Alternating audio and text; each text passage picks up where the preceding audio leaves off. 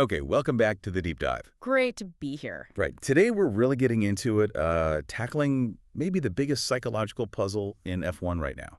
Ah, you must mean McLaren. Exactly, what is going on at McLaren? Yeah. We're diving deep into this performance paradox we're seeing. It really is quite something, isn't it? I mean, rewind just a few months and, both drivers seemed unstoppable on this identical steep upward curve. Constantly challenging for podiums, looking like a real unit. Yeah. And now, phew, it's like they're on totally different paths. Norris heading up, way up, and Piastri seems to have, well, hit a wall, a very steep one. So our mission today really is to cut through all the online noise, the speculation, and figure out why the Iceman, Oscar Piastri, seems to be, well, melting a bit.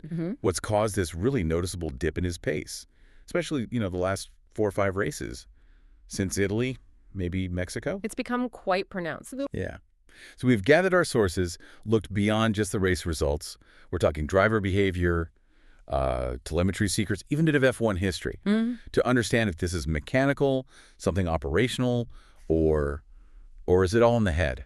Okay, let's unpack it. Because the change isn't just on the timing sheets, is it? It's also, maybe more tellingly, in their body language. Oh, definitely. The story here, it feels like a tale of two drivers whose whole mental state, their vibe, has just completely flipped. Absolutely. Let's start with Lando. Mid-season, sources were pegging him as, carrying this weight, sometimes looks sunken, half depressed even, always beating himself up over results. Yeah, but very self-critical. And now, it's like that weight's just gone. He's magnetic, joking in interviews, looks really funny, genuinely enjoying it, and that self-assurance is just radiating off him. We saw it, didn't we? Handling that pressure, like beating Leclerc with that amazing purple sector lap.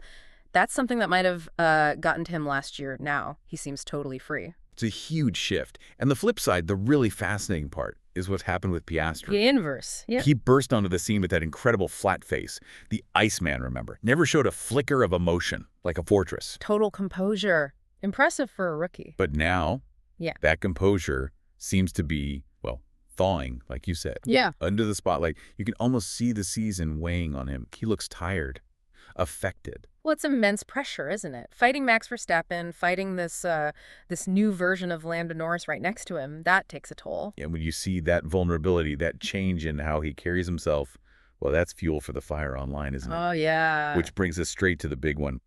The uproar suggesting McLaren is somehow holding Piastri back, giving him a slower car. The whole sabotage narrative. Right. We absolutely have to tackle that one head on, and the best way is with cold, hard data. Our sources really dug into this, comparing their qualifying laps in detail.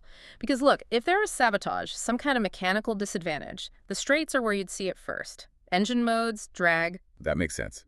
Easiest place to spot a difference. So what did the data actually confirm? It confirmed quite clearly that the cars were identical on the straights. Pit straight, other long runs. You look at the GPS speed, the acceleration, the gear shifts they matched up, exactly the same. So the idea of a restricted engine or some slower part affecting straight line speed, completely debunked by the telemetry. Utterly. Which means the entire performance gap, all those tenths of a second, it was happening exclusively in the corners. Okay, so this is where our deep dive really gets deep. If the cars are the same, the difference has to be the driver, right? How they're getting through those corners. What did the telemetry show about how they were different, that aggression gap you mentioned? Yeah, the telemetry paints a really vivid picture of Lando's confidence right now. It's almost reckless, but effective. It wasn't just about carrying speed into the corner. It was about how much track he was using. How late he was braking, sometimes 5, even 10 meters later than Piastri into key zones. Wow. That's significant. And his aggression with the car. I mean, really manhandling it. Using the full width of the curb, lap after lap, often pushing right out, front wheel almost touching the grass on exit, just to shave off tiny bits of distance. Hold on. So we're not just talking a slightly different line choice here. This is a fundamental difference in commitment. He's using every single millimeter, accepting way more risk. Exactly. He's basically saying, I trust this car completely. I know it will stick. Diving in with almost zero margin for error, no fear of understeer, no fear of a snap oversteer catching him out. Okay, and Piastri. Piastri's inputs, conversely, they suggest he does fear that sudden reaction he can't control. His steering inputs, particularly in the faster corners, they're just a fraction slower, maybe a tiny bit less decisive than Norris's. Like a micro hesitation. Sort of. A micro adjustment, maybe anticipating a slide that Norris just powers through. And that slight hesitation, it scrubs momentum, costs tiny fractions everywhere.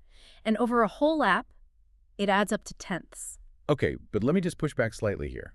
Play devil's advocate. Piastri's talent isn't in question, right? F2 champ, F3 champ. The guy can drive. Undeniably. And the car's identical. Mm-hmm. Shouldn't raw skill mean he's still closer? Like within a tenth?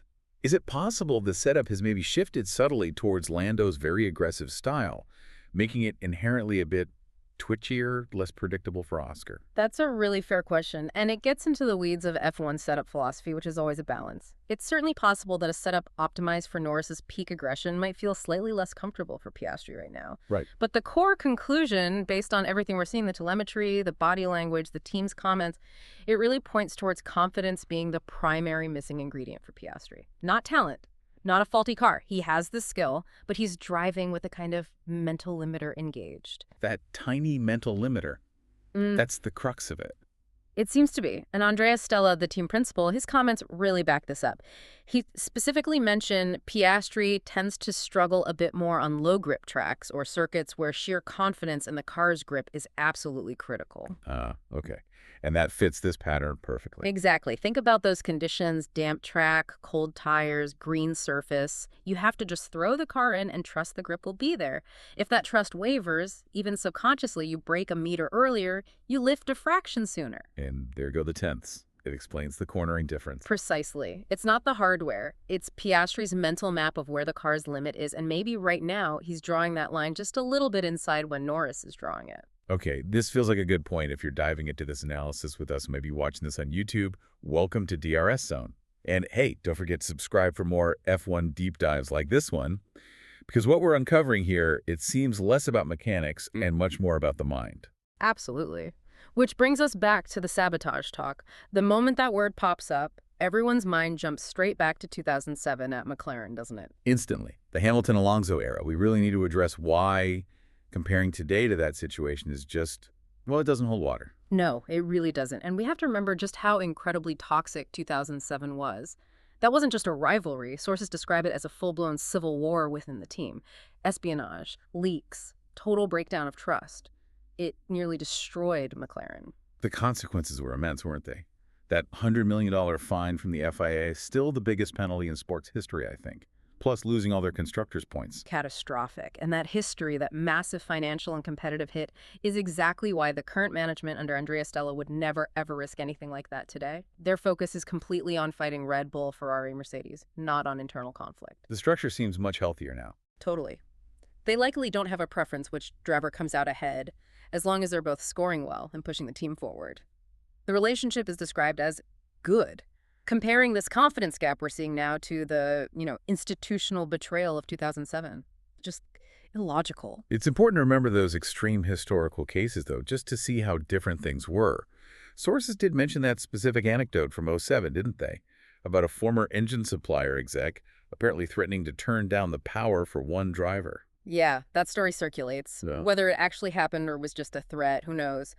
But that kind of political interference, it's basically unthinkable in today's F1 with the standardized units and scrutiny. Right. And even back in that infamous '07 season, looking purely at performance, there was really only one race where a car problem was undeniable, wasn't there? Brazil 2007, yeah.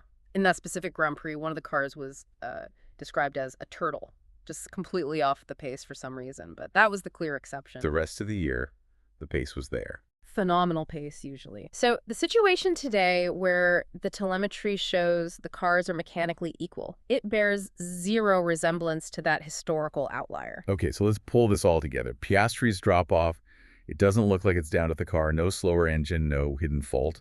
It seems to be a self-generated confidence issue, a difficulty committing fully in those high-risk cornering zones. Exactly. And crucially, that dick looks even bigger because it's happening at the exact same time as this huge psychological surge from Lando Norris. He's riding a massive wave, Subidon, as some sources put it, a mental and physical high. He shed that pressure that used to get to him. Completely. He's driving with this almost reckless abandon, this total confidence. So you've got this dual drama playing out. Norris, unlocking his absolute peak potential, driving a car he clearly loves, while Piastri is facing this intense, top-level championship pressure for the very first time.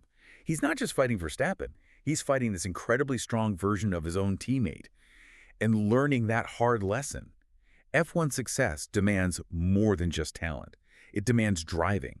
Without that fear of consequence, that constant belief you can push beyond the limit, the speed is there, the talent is there, the tech is equal. It really boils down to this incredible contest inside their heads. It really does. Which leaves us with a pretty big question to think about, doesn't it?